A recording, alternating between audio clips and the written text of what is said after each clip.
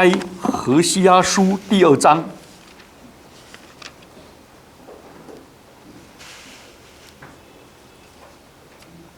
何西阿书第2章，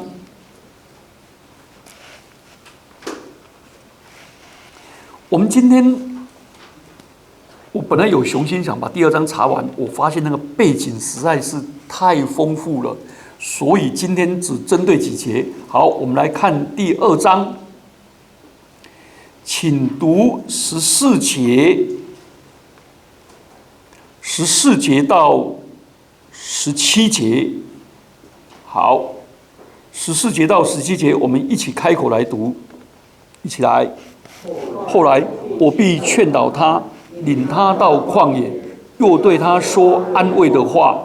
他从那里出来，我必赐他葡萄园，又赐他雅各谷做指望的门。他必在那里应声，一样，与从埃及的时一样。耶和华说：那日子你必称我为医师，不再称呼我巴力，因为我必从我民的口中除掉诸巴力的名号，这名号不再提起。好，我用那个修订本读一次给大家听。因此看哪，我要诱导他，领他到旷野，我要说动他的心，在那里我必赐他葡萄园，又赐他雅各谷作为指望的门。他必在那里回应，像在年轻时从埃及地上来的时候一样。那日你必称我以下，不再称我巴力。这是耶和华说的，因为我必从他口中除掉巴力的名号，不再有人提这名号。来，这段圣经我发现那个背景实在太多了，我们要把背景熟悉。因为我在这边的解经的方法是历史文学的考察法，而不是那个灵异解经，所以我们要从历史的背景、文学的背景去了解整个圣经的原意。然后呢，我们接着再从原意里面来引申，我们怎么应用。那我发现这段圣经的引申实在太重要了，太重要了。所以我今天就只有4节，来，我们一起来看第14节。这里有个因此看哪，我要诱导他，领他到旷野，我要说动他的心。这一节是因此的所以是什么？第13节。13节说，我要惩罚他速入给巴力烧香的罪，那时他佩戴耳环和珠宝，随他所爱的，却忘记我。这是耶和华说的。你有没有发现13节的时候，先知讲的是带着压迫感的审判，而且是命令式的来要求说，你忘记我，我要惩罚你。现在呢，到第14节，整个改变了。怎么改变呢？好特殊啊！他说：“我的看哪，我要诱导你。”那个希伯来文的看哪，在这里没有翻译出来，第14节没有翻译出来。看哪的意思就是 behold， 注意我下面所要警告的话，注意我下面所要宣讲的话，注意我下面很认真苦口婆心所要说的话。所以它前面有个 behold， 很可惜圣经没有翻译出来，和本没翻译出来，现在新的那个修订本把它翻出来了。好，你有没有发现先知改变口气，改变内容，改变说话的方式？现在说的话是一个软语，刚才是硬语，哇，那硬着陆，现在是软着陆，用软语，然后用甜蜜的爱语。而且他说，我要劝导。我们的和本翻作劝导，你知道和本翻译的时候是1918年、1919年的前60年了，了解吗？1919年的前60年翻译的。那时候中文没有亲爱的这句话，没有，所以很含蓄。所以你看约翰一书说亲爱的beloved， 对不对？都翻成我亲爱的弟兄姐妹们，都加那个话。不敢讲亲爱的。那这时候的翻译呢，就不敢讲说诱导，其实希伯来人是诱导啊，我们中文翻作劝导。这个字在希伯来人的语义很强烈，具有那个哄骗啊哈。士师记10章15节、16章5节同一个字，或者引诱出埃及记22章16节，意思就是上帝用谆善诱的方式啊，不再用高压劝诫，不再用那个高压劝诫。请注意哦，圣经上真的有这2种方式啊。这种方式呢，意思是说用以色列人所能接受的方式来诱导他们做一些正确的决定，虽然他们当时不知道。对他说安慰的话，我们的圣经说对他说安慰的话。那现代的译本说，我要说动他的心，意思是我以前讲的话没办法动你的心，你听了以后，你心中更愤怒。我们对那受伤的人哦，讲话哦，你硬的话哦，他听不下去，因为他本身是个伤痕人。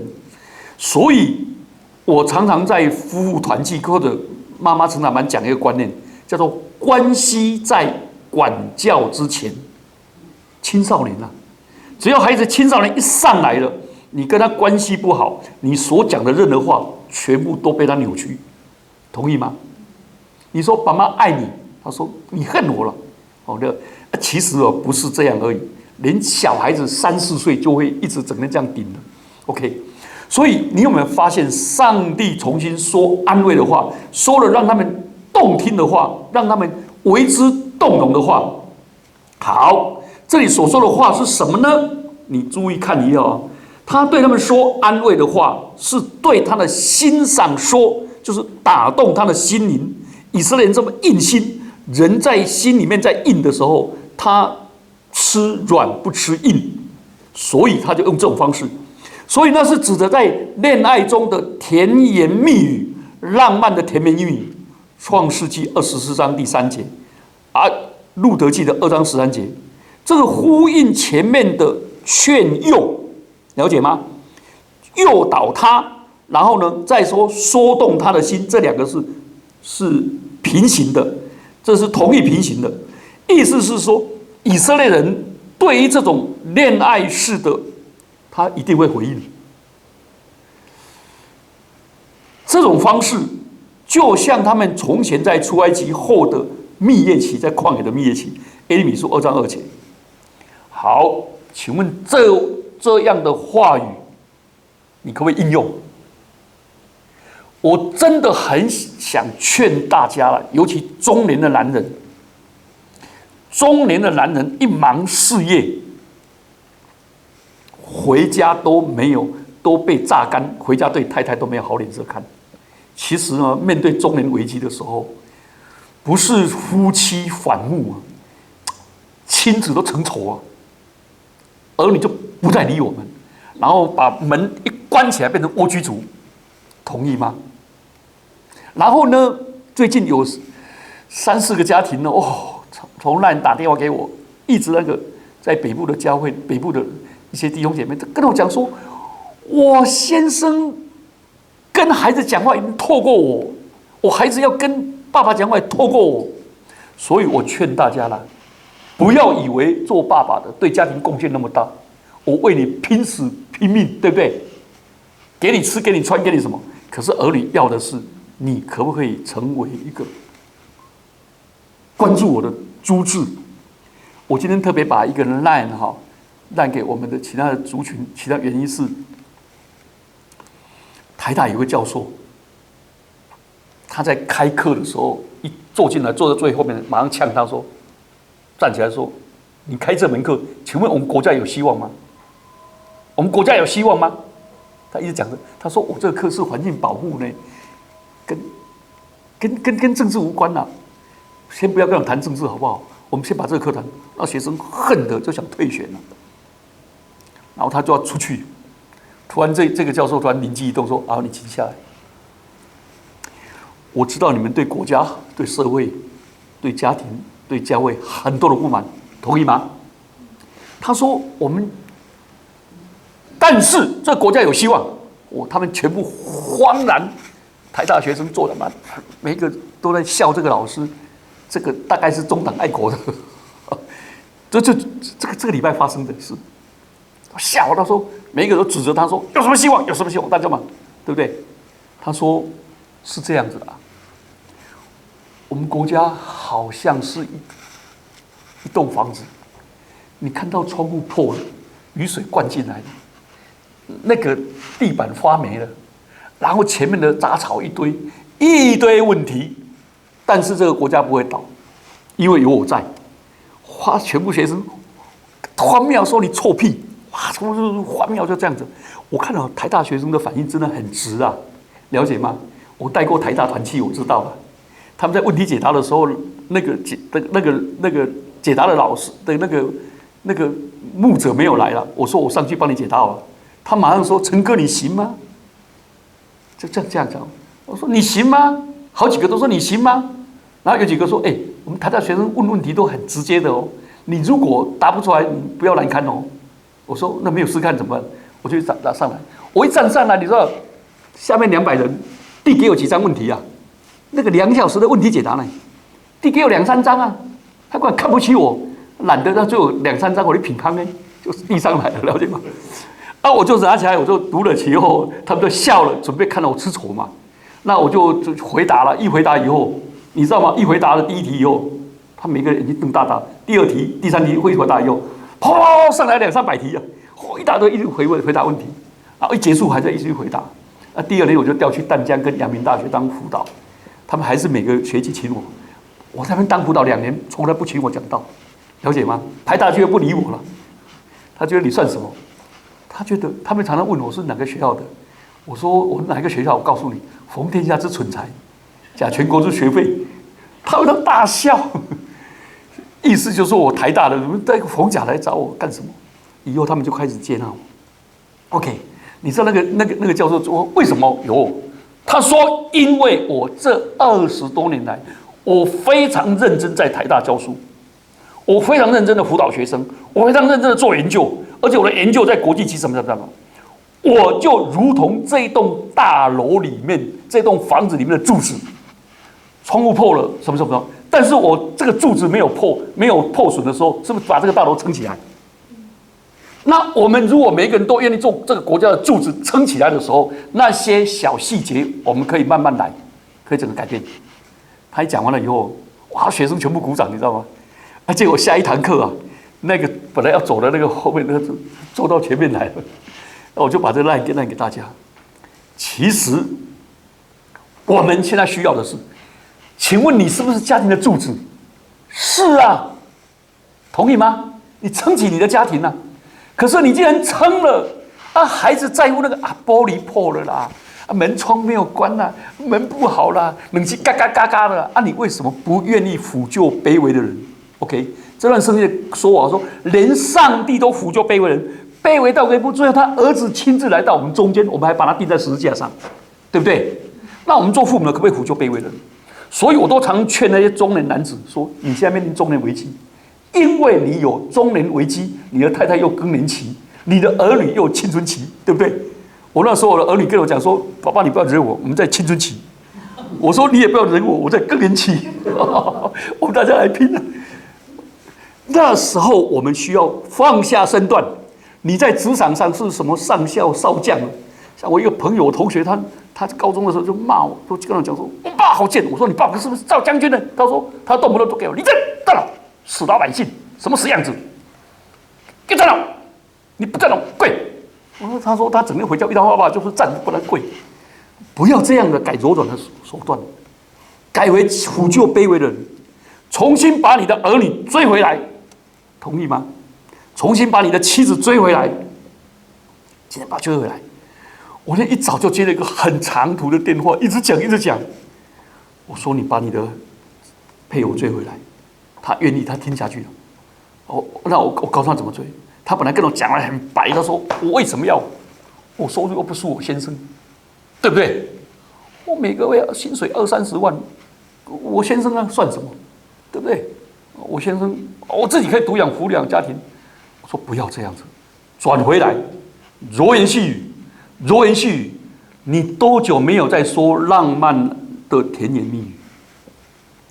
对儿女，我最近也重新教我爸爸呢。我爸爸帮我那个磨那个些什么，给我妈妈吃，我妈妈就不要，就骂。然后他们两个就是这个恶言相向，两个很相爱，就这样子。我跟我妈妈讲说，不可以这样讲，你要说感谢你，多谢你的体贴，我真欢喜吃。我妈妈从来没讲过这种话，她就笑起来了。我说讲一遍，她不好意思，都讲了。我爸爸就很不好意思。这个我们都可以重新学嘛，同意吗？上帝年龄比我们还大，永生的上帝都重新学。不要在这一点很精彩啦。这番话交织着出埃及往事的回响。我告诉你，请问圣经上有没有一卷书叫《启示录》？对于老底嘉教会说怎么样？你不冷不热嘛？就很多人中年婚姻就不冷不热嘛？是不是？不冷不热嘛？以前的人为什么能够容忍不冷不热？我父母他们都笑我们，他说：“你那恋爱不好啦，你们恋爱的没有效。”我想说，你们那个罪人做滚了，开始转黑的保温瓶，愈来愈冷，愈来愈冷。那时候说我们这些人是结婚以后才谈恋爱，是越来越烧，越来越热，越来越好。所以我才跟我当年最后太太说，我愿意用一生跟你谈恋爱。结果太太还问我说：“那什么时候开始？”意思就是做什么回想。来，我们来看14节。他说：“这里说，我要诱导他，领他到旷野，在那里我必赐他葡萄园，然后又赐给他的雅各谷做指望之门，然后他必在那里，像在年轻时从埃及地上来的时候一样。”这里太多名词了，什么旷野啦、雅各谷啦、葡萄园啦，了解吗？埃及地啦、上来啦，这些全部都是旧约的典故。现在年轻人真的看到这些典故都头大了。那我们要把这些典故回来，我们来了解。来，这番爱的言语交织着出埃及的往事的回想跟怀想。旷野是耶和华用慈爱随同他们的地方，因为以色列人出埃及以后，派了12个探子去窥探迦南地，结果回来以后，10个探子说那地方的确美好，但是，可是，他们像巨人，我们像蚱蜢，我们去一定被他踩扁。所以他们说，我们回到埃及去吧，去做奴隶还比被人杀死还好。所以他们决定要攻击那个摩西。那时候唯独约书亚跟迦勒独排众议，说我们上去吧。结果他们呢，整个以色列人反叛，上帝就让他们就漂流在旷野。可是他们在旷野的时候，上帝虽然因着他们的悖逆，不让他们立即进入迦南美地，但是上帝的慈爱随同着他们，对不对？他们都是埋怨，都是埋怨没东西吃，上帝给他们什么？玛纳。没有水喝，上帝给他们什么？磐石出水，对不对？他们在这40年里面，衣服没有穿烂，鞋子没有穿破，这是神迹耶！神迹耶！这么几十万人被喂养，神迹。所以你有没有发现，以色列民跟上帝关系最美好的时刻？因为他们除了耶和华以外，他们只有埋怨而已，他们从来没有敬拜别的上帝，对不对？所以这时候，就像他们回想起我领你们到旷野，回想起我们这么美好的时刻。你们知道吗？这段圣经怎么应用？请问男人都是什么家？都未来学家，女人是历史学家，记忆特别好。所以有没有办法回到起初的爱？你们把起初的爱心丢弃了，做丈夫的何必当年追太太的时候这么认真，甜言蜜语，对不对？我以前追师母的时候，每天一封情诗，写诗呢，恋爱人会变成文学家呢，了解吗？然后可是呢，结婚以后从此就没了。可不可以当年的那个热恋的精神、追逐的精神、体贴的精神，愿意聆听？有一对夫妇跟我讲说，起初我先生都听我讲话，都聆听我讲话，而且他对我说的不停。那结婚以后呢，我先生就闭口，然后我就一直讲。然后呢，现在呢，我要讲的时候，我先生就回嘴，就骂回来。那我现在两个都不讲话，那这何必这样呢？恶性循环。所以他要回想，上帝用这种方法，因为你知道何西阿书刚好在讲到他们夫妻的关系嘛，对不对？又讲到上帝跟以色列的关系，他用这种方法来，所以他在旷野沙漠地方做什么？就是要应允新婚聘礼重新再出现。并且在耶户在迦南地的强暴的统治，也要改换一新。那个有一个赐他葡萄园啊，赐他葡萄园的意思是什么呢？赐他葡萄园的意思是什么？好，这里还有一个雅各谷的意思是什么？葡萄园的意思就是那当时有一个以色列的王叫耶户，这个人在迦南地呢强暴的统治。然后呢，把整个国家弄得民不聊生。这段圣经呢，我们请大家回到前面来，我们来看1章5节，1章5节。好，1章4节5节，我读给大家听哦。第4节、第5节，耶和华对何西阿说：“你给他起名叫耶书列，因为再过片时，我要惩罚耶户家在耶斯列流人血的罪。”我也必终结以色列家的王朝。第5节一起读来。到那日，我必在耶斯列平原折断以色列的弓。好，你知道耶斯列的统治是耶斯列这个名词是那个，等一下我们再解释。但我们先讲一下耶户。耶户这个人继承以色列王的时候，他受先知以利沙的祝福。高某，并他认可他去杀那个可恶的亚哈王，然后他登基。但是耶斯列跟他的继承人，对不起，耶户跟他的继承人行义过分。什么叫行义过分？他们热衷的杀戮，杀到他完全违背了耶和华给他的使命。耶和华给他的使命是杀掉王继承，结果他株连九族。不但株连九族啊，整个国家成了杀戮之地。然后呢，更可怕的是，这个人只有破坏没有建设。他虽然遏制了亚哈跟耶洗别大力支持的巴力崇拜，他遏制了巴力崇拜，但是他却不肯恢复那个亚哈的那个安利王朝啊。已经视为的国家已经视为了独一神的崇拜，不肯，意思就是我取代王位，上帝要我恢复，我不要；上帝要我杀王，我杀得更多，这是太过分了。所以何西阿跟阿摩斯所说的那个整个动乱的政治宗教就是这样子。好，所以当地的人被杀戮到了流血。那个田园荒芜啊，就没有葡萄园，所以上帝说：“我要必赐给他葡萄园，旷野荒废之地产生葡萄园，而且又赐给他，这第一个赐，第二个要赐给他雅各谷做指望之门。哇，这个名词我们听不懂。雅各谷这个名词哈，这个是500年前有一本书叫《约书亚记》7章25节到26节。那个时候，上帝命令他们对于所占领的那个迦南地地方要灭绝尽尽。结果他们在爱城的时候，亚干呢私底下留下好多的东西，不肯灭绝尽尽，以至于连累了整个以色列人在爱城的时候失败，所以以色列人就重新在雅各谷执行了上帝对亚干的惩罚。所以这个雅各谷的意思连累啦，不要以为你亚干犯罪，连累了整个以色列族。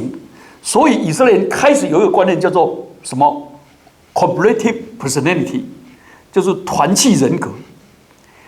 你一个父亲犯罪，其实连累全家，同意吗？一个母亲犯奸淫，连累全家；一个儿女吸毒，请问会不会连累全家啊？连累全家了。一个孩子一个做账户的孩子有上瘾行为，一赌博一牵赌，会不会连累全家？连累全家了。所以家庭是这样，国家也是一样的。所以不要小看我自己啊！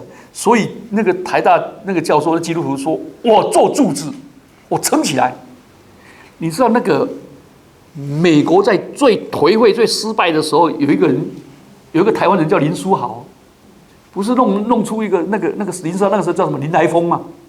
林来疯到探达日登的时候，全美国整个被他奋起。那时候是美国经济最差、国家最没有希望的时候，这一个人就这样兴起。所以一人可以兴邦，一人可以那个，我们一定要了解啊，亚干就是诱惑整个国家，整个国家都这样为他连累了。好，上帝说这个雅各谷连累之谷，因为亚干全家被石头打死，那是一个惩罚与赐福的交汇之处，那是一个critical point， 就关键点。好啊，有人翻作批判点，不对，关键点，关键时刻，危机变成转机，做主变为赐福。所以那个关键的话，他们一执行了，结果他们重新获得爱城的胜利。所以上帝要把这个连累之谷改一个新的名字，叫指望之门。指望之门的意思是个宽阔又敞开的门户。这耶利米书31章17节，耶利米哀歌3章23节都提到。所以那个惹麻烦的之谷，这个以色列人被连累的厄运所在都能够改变。那请问哥妹以色列跟何西阿的关系，以色列跟上帝的关系也能改变了。换句话说，家庭遇到危机就是转机的时候，同意吗？困难的所在就是价值的所在，越困难是越有价值。危机的所在就是转机的所在，黑暗的所在就是光明的所在。关键点在于要不要接受上帝的惩罚，要不要认罪，要不要悔改。上帝是有恩典、有怜悯、不轻易发怒的上帝，他一定给我们重新开始。所以我在降临期的时候读圣经，我也看到整个惊讶的是什么？施洗约翰说悔改是做父母的归向儿女。请问我们中间，如果你做父母的，你愿意归向儿女，请问你儿女会不会归向你？会不会？会不会？我在东吴的时候问那些学生们说：如果你的父母跟你道歉，跟你认罪，跟你说对不起，爸爸错了，对不起，妈妈错了，你可以原谅我，再给我机会，你会不会因为你老爸这样，你就看不起他？因为你老妈这样，你就作践他？结果很多学生站起来说：乱讲，怎么会？项目我会更爱他呢，更尊敬他呢。就大学生亲身结果跟我讲的，但是他们讲的就是说，但是你要说神话了。我的父母是天下无不是的父母，他总是叫我悔改，总是叫我认错，他从来不会认错的，了解吗？我的父母就在我面前给我示范，死不认错。啊，我说他不认错干嘛？他用补偿的，我跟他要100块，给我500块。中国文化创世是女娲补天，对不对？所以都用补偿的嘛，道德不好修桥补路嘛，身体不好进补嘛，不会去培养固本运动嘛，对不对？道德不好，修桥补路嘛，不会跟他认罪认错嘛？是不是？功课不好呢，就补习嘛，不好好用功，他考试考不好补考嘛，补偿的。所以，请注意这段圣经的应用是什么？你有没有发现亚干？如果你今天愿意承认说，主啊，我的教会亚干就是我，主啊，我的家庭亚干就是我，那就是一个契机。这个契机一改变，你知道多少受伤害的心灵都渴望那些加害者道歉。他说：“我妈妈缺我一个道歉，没有给我一个温暖的家；我爸爸缺我一个道歉，没有给我看到慈父的典范，只有家暴。了解吗？啊，这些，请问要改变儿女比较容易，还是改变爸爸妈妈？都难了，但是谁愿意听上帝的话语改变？啊，我以前带妈妈呢，叫那些妈妈们先改变。有一个就站起来，他是某教授的夫人呢，他就说：陈牧师很不公平，都叫我们改变，为什么不叫我老公改变？我说你老公又没有来上课，对不对？我跟你老公又没有关系。那不然我叫他改变，结果他每次上我的课就说，陈牧师说你要改变，你要怎么样？昏倒我要他改变，他不改变，他老公恨死我，你不要给我去上课了。所以我以后都很小心。其实圣经的话语谁听到谁改变了，整个改变了以后，就整个国家就契机了。所以这个很特殊的来，可是何西阿这个人的叙述上帝对旷野的记忆是痛苦的，这很特殊因为他提到出埃及上来嘛，对不对？年轻从埃及地上来，这个出埃及 Exodus 这个字的字义就是上来的意思。好，这里有2件事实，就是旷野漂流跟夺取迦南的时候。那这请注意他说你们必在那里回应我，像年轻从埃及上来的时候一样。那什么意思？回应在这里就是牧师在证婚的时候问丈夫要说什么样？要应答说我愿意，对不对？问妻子要说我愿意。所以婚礼中的新郎新娘的回答我愿意的应声了，意思就是上帝要重新在那里聘你，然后你愿意不愿意接受，上帝要给你新的出埃及，新的什么雅各谷变成指望，然后呢旷野变葡萄园，上帝要给你，你要在那里回应我，这好特殊。好，在这里我们来谈另外一个层面。从埃及地上来以后，这句话这个埃及隐含着你们在那里受压迫、被捆绑、做奴才那个危机。所以，但是埃及在何西阿这本书，我们以后会读到，它总是跟亚述连在一起，相提并论。为什么呢？很简单，因为亚述是当时全世界独大的国家，它有可能灭了全世界，在当时的那个中东那个世界。那亚述它以后毁灭了何西亚的统治，《列王记下》17章1到6节，就是北国以色列的前几十年呐。何西阿是那个以色列国内灭国的前几十年。以色列人对亚述跟埃及呢模棱两可，他两边都要讨好，好，所以何西阿他就讽刺这个政策。我们来看7章11节，7章11节我来读，他说：以法莲好像鸽子，愚蠢无知，他们求告埃及，投奔亚述。好，再看12章1节，我来读。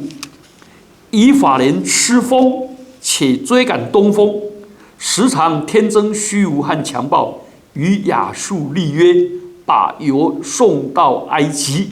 你们发现他们的政策漂流不定，两边保全压。但是他们放弃对耶和华的忠心，而投奔任何大国，都必遭致灾难。以色列考虑到他从前脱离了埃及为奴之地，如今又躲回归埃及的危险，所以他们在政治上两边讨好，但是唯独不讨好上帝啊，这是以前讲的哈。所以你有没有发现这段圣经的转折点很戏剧化？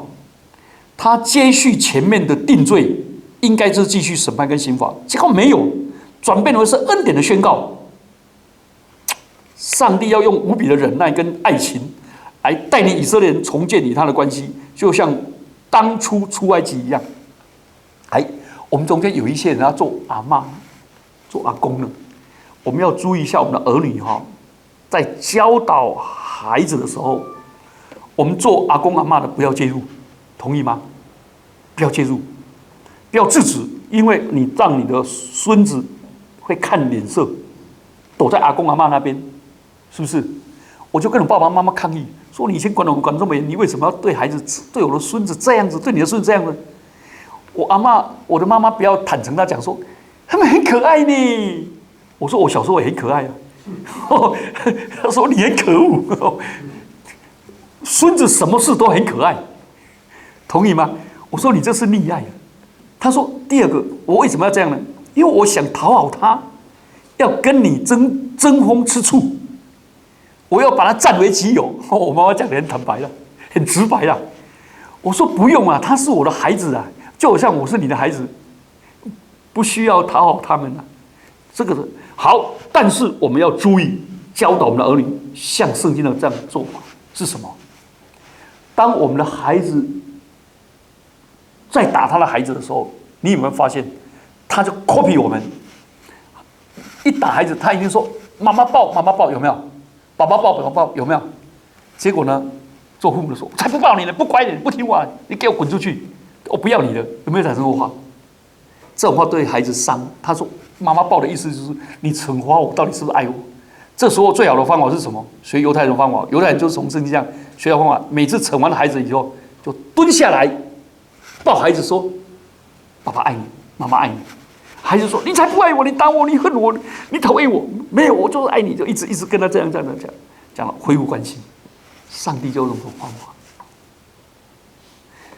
惩戒的目的，惩戒的英文叫什么？在教会里用什么 ？discipline 的名词是什么 ？disciple 是什么？门徒。主所爱的必管教，因为管教后面带着爱，然后最后是爱的宣告。是这段圣经。好，我们接着来看16节、17节，而很精彩。16节、17节，我来读。我用那个修订本的，那日你必称我为以下，不再称我为巴力。这是耶和华说的，因为我必从他口中除掉巴力的名号，不再有人提这名号。你有没有发现，当全地除尽了巴力的遗迹以后，那个富饶的葡萄园跟指望之门，这两个才可能重新展现。所以第16节有一个到那日，有没有？好，到那日这一节是呼应什么呢？呼应1章。来，我们请翻回来看到第1章的第5节。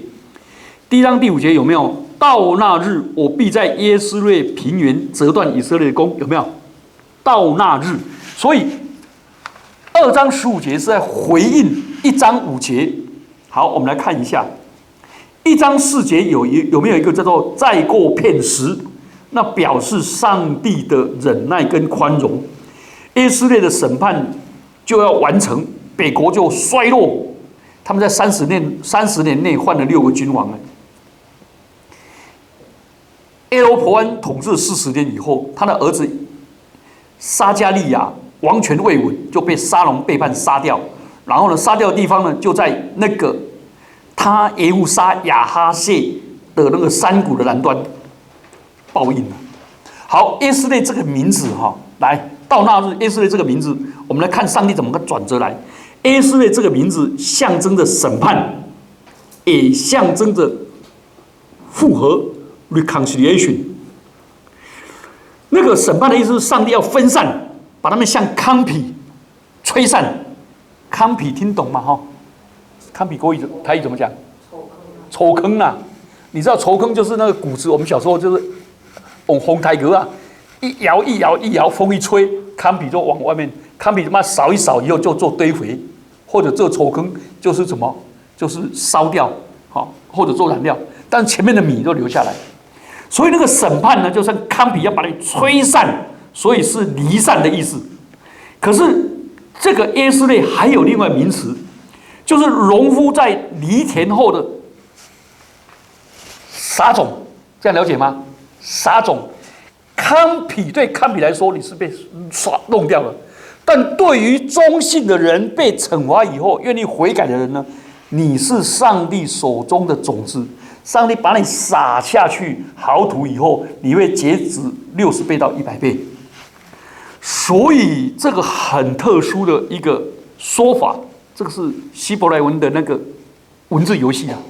文字，如果我们不从文学这样考察的话，我们不太了解，这样了解哈。啊，这个文字游戏最典型的是台语啊。你有没有听过台语说？台语讲到那个咖喱台。探北来，听懂吗？兄弟姐妹，大家一起卖东西哦，你卖鸡卖什么？啊，自己杀自己，你帮我杀鸡，对不对？啊，我来卖啊，那你来帮忙去买鸡回来，弄家己台，至少北来弄赚掉了，赚自己的啦，了解吗？但是台语有个谐音说家己台，探北来，探北来跟探北来不同，对不对？就意思说兄弟阋墙啊，夫妻反目啊，那个杀伤力啊，是到刻骨铭心啊，把你杀到让你没有面子。我们夫妻以前在台北处理对夫妻的那个问题，我就拉着他丈夫跟他妻子两个要和好，他太太讲说：“你赚那个钱。”讲，我说拜托你不要讲了。男人最害怕的就是赚钱很少。讲完了以后，他说你的性能力，我说你不要讲好不好？真的不要讲。我说拼命讲，拼命讲。那个男人真的差点把他太太杀掉。我就劝他不要讲，拼命讲。这个时候很可怕，对不对？嘎迪台探巴来，这个谐音嘛。好，这里回到这里谐音呢 ，Israel 以色列，对不对？以色列，好 ，A 色列是什么？这两个字很特殊哦。以色列叫 Israel， 那 A 色列呢叫 Yisrael， 这两个字差一两个字母，这两个意思就是可见什么？可见 Israel 跟 Israel 这两个 A 色列不只是个地名。也是跟那个罗阿密不蒙怜悯非我民这个一样，表示以色列人在经过审判以后，他跟上帝的圣约关系会恢复。所以我这个大家来应用啊，如果自己的配偶跟儿女发飙、辱骂，请问我们要不要以恶报恶，以辱骂还辱骂？用高压回去，还是他讲完了以后，是他还会后悔？可他死不认错的时候，我们这时候如果一味的跟他道歉，然后复合，然后对他祝福肯定，你知道吗？那关系会不会恢复？会恢复，但是通常人都不愿意做。通常在对方一发飙的时候，我们就逃走。请问？姐妹啊，来，如果你要发飙要骂你先生、你老先生，这掐查某，人家或我们家的掐查某，他就溜走了。他一溜走了以后，请问你会不会很高兴？说啊，他走了还好，不用骂了，会不会？你会更气嘛？同意吗？啊，如果他静静的接受你发飙，然后一直劝、一直喂，那整个就平静了。上帝讲的这个耶斯列的意思这样。所以他说这样做就是一个全新的出埃及，会带来新的光明的前途。这个，所以呢，他就紧接着14节跟15节来，14节跟紧接14节、15节的，跟16节、17节的，就要论到婚姻嘛，有没有？你看到诱导他要说动他的心的目的是什么？希望第15节像在那里回应嘛，所以16节呢就开始进入了婚礼嘛。他说，你要进入婚姻的时候，就像如同要夫妻离异了，要重新结婚，或者两个人有外遇破了要重新复合的时候，请问破镜要重圆的时候是什么？或者两个人要结婚，你期望你的婚姻的对象把他的男朋友或者女朋友的亲密照，甚至于很难堪的亲密照保留吗？让他回味吗？那些情书保留，我们当然不希望嘛，最好干干净净嘛。所以你有没有发现，以色列要驱逐旧民，不再用巴利这个名词？巴利的意思是主人、丈夫，强调的是拥有主权，你是他的奴隶，从属关系，改为称耶和华为以下医师，医师。其实这个字有个啊以下一许，对不起，一许，我说错了，以下是那个女生，一许才对，一许是我的丈夫，我特别的男人，以下是我的妻子，这两个不一样哈。好，一许是我的丈夫，特别的男人，这里着重的是亲密关系。你有没有发现，外遇的人宁可做外遇的对象的奴才？你有没有发现？然后他在外面做人家奴才，然后回到家里呢，奴役自己的配偶，荒谬嘛，对不对？其实圣经上的贞洁的关系是对外关闭，对内夫妻敞开。敞开的意思就是亲密，然后尊重跟独立，而不是高压跟强迫。这种关系我们在夫妻成功班会讲。所以我现在发现不止妈妈们要受成长的训练，连做丈夫的都要从圣经来重新回顾这些关系。好，所以你有没有发现17节的末了？来，我们看17节的末了，他说不再提这名号。你有没有发现到2章13节啊？总括整个审判的信息。2章13节说：“我必追讨他速入给巴力烧香的罪。那时他佩戴耳环和别样的装饰，随从他所爱的，却忘记我。”这是耶和华说的。2章13节。然后呢，以色列人全心追逐跟他所爱的巴力行邪淫，现在变成要把巴力的名号不再提起。你知道以色列人最后真的这样来，你们记得吗？圣经上本来很多名字叫做巴力，基督徒啊，基督徒的名字叫巴力啊，那就是信巴力的人。然后呢，你譬如说有一个叫米利巴力，历代志上8章34节，但是那个以后文士把这个巴力改了，本来叫巴力，然后改了叫做波设跟巴力很接近，但是意思就是羞耻的。你有没有听过一个人叫米非波设？米非波设跟那个扫罗王的儿子，意思就是上帝的嫉妒，上帝的嫉妒啊。这个字翻作嫉妒啊，我们的和合本不好意思翻作嫉妒，翻作什么？上帝是耶和华是忌邪的上帝啊，不容许我们乱来。所以他忌邪的上帝重新迎回以色列的心后，以色列人得到他的心以后，就要除掉巴力的名号，不再提以前。从这里开始，我劝大家啦，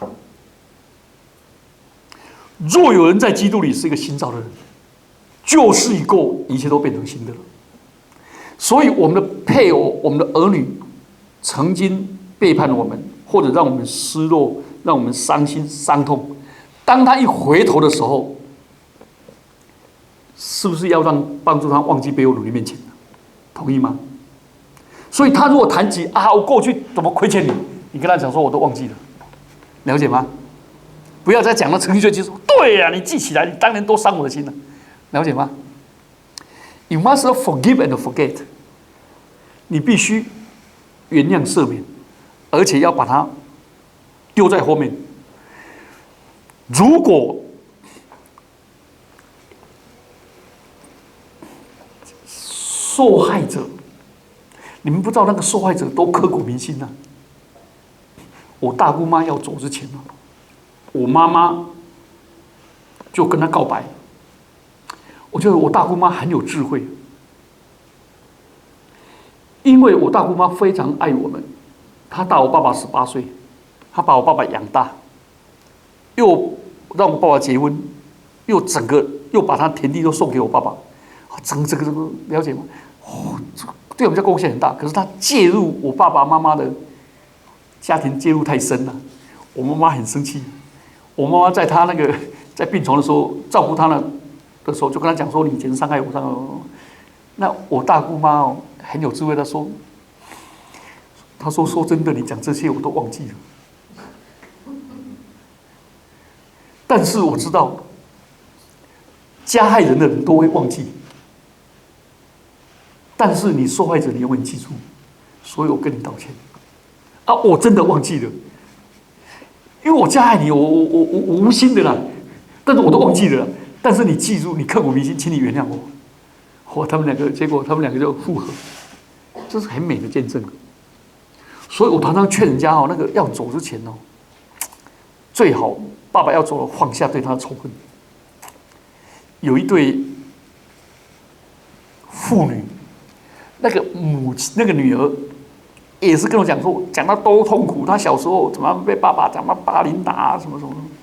结果他说他要跟他爸爸讲，他要跟爸爸和解，他不是要追溯，他说要跟爸爸和解。我跟他爸爸讲，他爸爸说：“我真的没有记住嘞，我真的没有嘞，牧师，我真的没有嘞。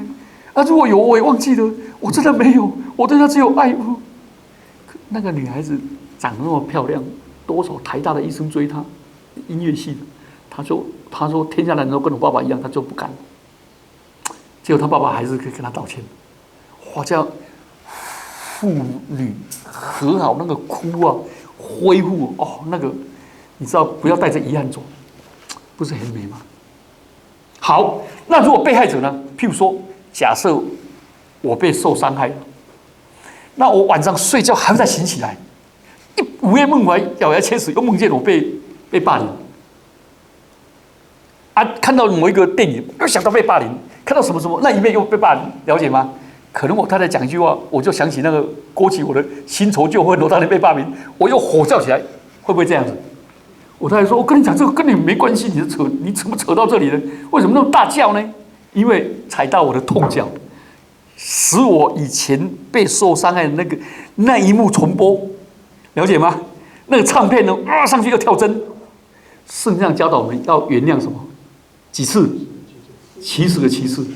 所以，每当我 remember 的时候，想起来的时候，我在神面前说，我曾经宣告我要原谅，我这一次愿意再次原谅，这样了解吗？一半夜想起来气啊，主啊，我还在气，求主怜悯我，因为你已经赦免我，我也愿意赦免他，我要放过他，了解吗？当你不肯原谅一个人，请问被捆绑的是对方还是你？啊，你不肯原谅的人，你可不可以去报因公受伤？我被他受伤了，我要报工伤，不可能了。以前郑宪民兄常常跟我讲说，我说要卖手机啦，手机别人报工伤呢，那你有没？他说我没有办法办因公受伤啊，对不对？所以最近说最近美国那个新的医学报道蛮有趣的，他说使人长寿的不是基因，不是运动跟饮食，让我吓一跳，说他在那扯什么呢？他说使人长寿的第一个。就是心中充满喜乐跟感恩的心。所以有一个妈妈哦，她被她先生凌虐到什么啊？上我的课以后，她跟先生恢复好了以后，她跟我讲说，她以后都跟牧师讲，她不称她老公，也不称她先生，也不是称那个杀千刀的，我不知道。她说我的恩师，我就跟她那人说，你跟恩师处的怎么样？她笑。他说：“这个我的先生帮助我修行，他是佛教徒，帮助我修行。可是他这次去美国，他一定去教会了，哇，还感恩。他说我的恩师帮助我修行，他是我的恩师，我从他身上在知道原来他在讨爱，原来这样子，讲这种话都很难听。OK， 了解吗？赦免，再赦免，一想起来就赦免，因为那个劝一个王5两银子，5000两银子，却对一个5两银子的那个的时候，结果重新被抓回去。那一段圣经在告诉我们，不肯原谅人的人就被捆绑。不要被捆绑啦！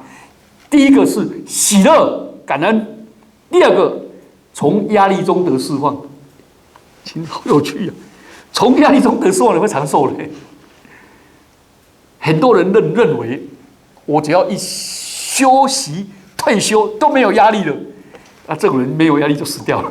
所以美国蓝领阶级平均3年寿命，白领阶级6年寿命。然后那些在教会在哪里做义工的，服务更多人的人，寿命都20-30年，了解吗？他说，第一个是喜乐跟感恩，第二个是从压力中会学会交托那是信主人就交托嘛，对不对？会交托，会分担，会喜乐，会分享。第三个，他说，这个人有目标，活着有意义，你知道吗？我要退休的工作排到100年都还没办法做完，所以我2年我积极的好把这里做好，交棒了以后，后面还有很多要做，有目标了。要退休了没事，前2年很快乐，后几年就整个人就是退休退得休了。要有目标去服侍主，对不对？所以我对长青团契怎么说？松柏团契怎么说？活一天就做一天，做一天就乐一天。乐一天就准备移民到那一边，所以每个人有目标。来，牧师有什么事需要我做的？有什么需要我关怀的？有时候什么的，希望大家一起来参与，我们一起低头祷告。主，求你施恩赐福我们，让我们从何西阿书学到主你对以色列人那种恒久忍耐又有恩慈的爱。主你对以色列人那种诱导、说动他的心，那一种不离不弃的爱，那种放下身段、柔软的爱，主恩待我们。主你使雅各谷这个受连累、被咒诅的地方，成为一个指望之门，成为一个你恩典又宽阔又广大的门。主帮助我们学会在这里回应你。主，让我们像以色列人年轻的时候从埃及地上来一样。主亲爱的主，帮助我们，真的称呼你为我们的义许，称为我们的义许。我们丢弃除掉那些巴力的名，恩待我们每一个人。奉基督耶稣的名祈祷，阿们。